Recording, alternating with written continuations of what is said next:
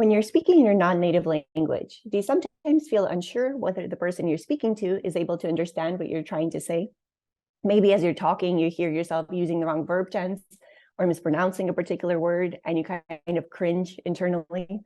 You may have also heard the cliche that you are your own worst critic, but have you wondered whether it also applies to speaking in a non-native language or to how non-native speakers think about their own speech? This is what I wondered, and it led me to my research.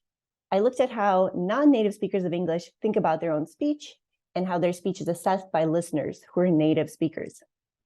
And this assessment is on two things. One is comprehensibility, which is the amount of effort that it takes to understand what somebody's saying. And the other is fluency, or how smooth the speech sounds. And all of this is important to study because in a multicultural and a multilingual context, being understood by others is vital. And for non-native speakers, it's also very helpful to know which aspects of their language matter the most for comprehensibility and fluency. So to go about studying this, I wanted to look at speech assessment from a dynamic perspective using ratings that capture the experience of the participant as they're listening to the speech. So I had participants listen to speech recordings, and they moved a computer joystick up and down when they heard changes in the speech. I wanted to see whether this dynamic method of assessment is able to capture the changes or fluctuations in comprehensibility and fluency that naturally happen when we're listening to ourselves speak or to other people speak. So I have some results, which is really exciting.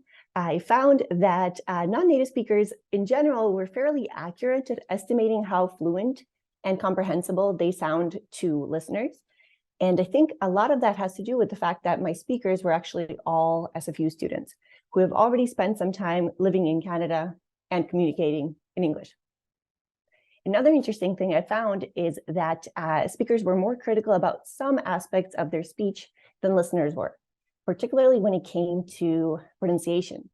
So in that way, we can say that some people can be their own worst critics sometimes. And at this point, you're also probably wondering, okay, that sounds great, but what can I actually do to sound more comprehensible in my non-native language?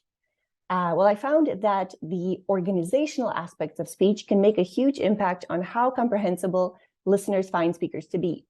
And these are things like, for example, completing your thoughts, not switching topics too abruptly, and using transition phrases to guide the listener as you're speaking. And all of these are relatively easy changes to make that don't actually require you to change your pronunciation. And that's great news for those of us who might feel a little bit self-conscious about how we pronounce things in our non-native language. So I think in general, you can feel good about sounding like yourself as yourself.